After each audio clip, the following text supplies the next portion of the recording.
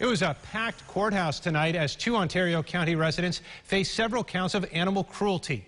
Jane and Richard Justice were both charged after police found more than 80 dogs in their home. All the dogs were found sick and stuffed in cages, according to officials.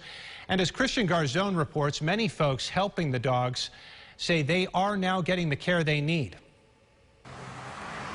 With the courtroom at maximum capacity, Richard and Jane Justice pleaded not guilty at the Naples Town Court during a preliminary hearing on charges of animal cruelty. The trial date pushed back to next month. Disappointed, but not surprised. Since the trial is next month, the mission now, says the Ontario County Humane Society, is to find temporary housing for the dogs so they are not overcrowded at the shelter. We could still get these animals out into foster homes. That means that they will be temporarily housed off-site, but that is not a permanent arrangement for these dogs. Law enforcement who went to the defendant's home found over 80 dogs in what they say are the worst conditions they've ever seen in their careers. Anything along these lines of cruelty or neglect is always something that needs to be addressed. Mary Nisbet with the Hornell Humane Society says she was touched by the overwhelming community turnout today. Hopefully that will get more people to speak up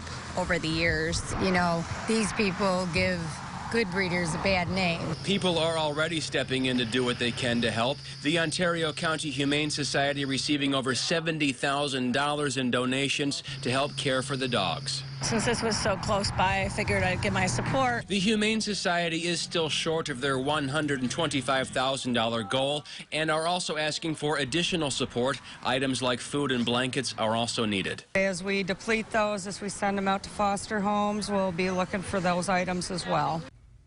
Now, we did travel to the condemned home where those 80-plus dogs were. It still had a very strong smell to it, even from the road, all this time later. Law enforcement who went to the house told us they had to wear head-to-toe protection while investigating there to safely navigate the scene and remain shielded from all the waste.